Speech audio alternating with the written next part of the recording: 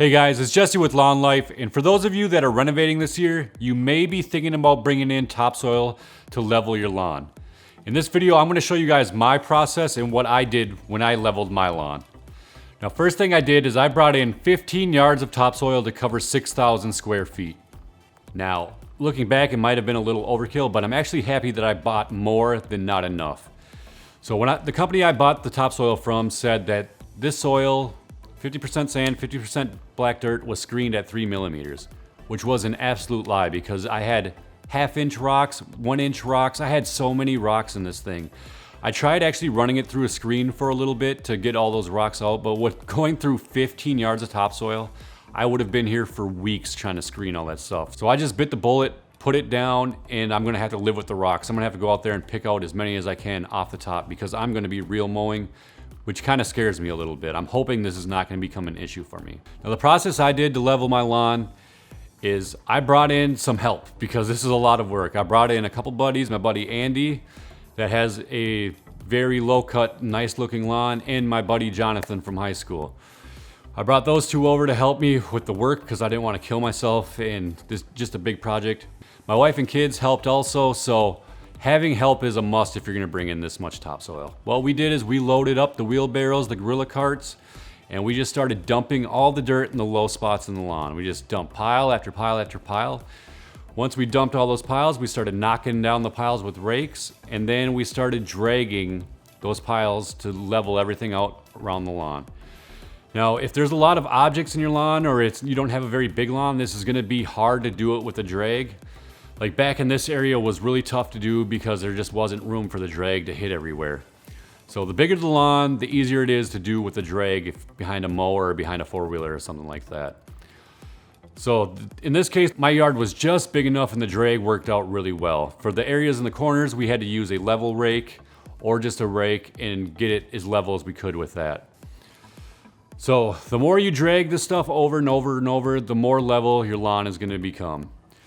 So we drug 15 yards of topsoil over everything, and I think it turned out great. This leveling rake tool also comes in very handy. It is an awesome little tool. It's kind of spendy. I will actually leave a link in the description below along with the gorilla cart, but honestly, this thing works awesome. What I found to work really well in areas that I was trying to put a lot of topsoil in and really trying to raise the level was to just drag it behind me like an actual drag behind the lawn tractor, because if you really start pushing that thing back and forth, that lawn rake likes to dig low, and it's not so much trying to level everything out as it is trying to smooth the ground out. So if you have a dip that comes down like this, that rake, and you put a bunch of topsoil on it, the rake kind of wants to dig underneath and follow the contour of the ground instead of staying on top of the dirt. So if you keep digging back and forth, it's basically just gonna smooth out that surface instead of leveling out the dirt on top. So what I decided to do is load in that top dirt in those low areas, kind of pack it down, and then I would just pull that rake behind me and just kind of scrape it level. And then once I got it packed down a little bit, then put that over the top, and it worked a lot better. Also a must after putting down that topsoil, dragging it, raking it, is to pack it down. If you just leave it as is, that soil is going to settle down by itself because it's not packed in and eventually end up where it kind of was.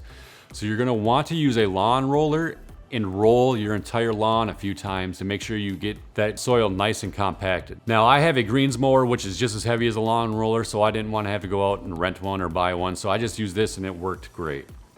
The last step in the process that I'm going through with leveling is going to start watering the lawn. You want to start watering the topsoil you put in to get all of those weed seeds out of there. There are going to be weed seeds in any topsoil you bring in, and who knows, there might be worse weeds than you had before in this topsoil. So you want to make sure you give yourself 2 or 3 weeks to water this topsoil, let all those weeds germinate, and go and kill them with glyphosate, or go and pick them out.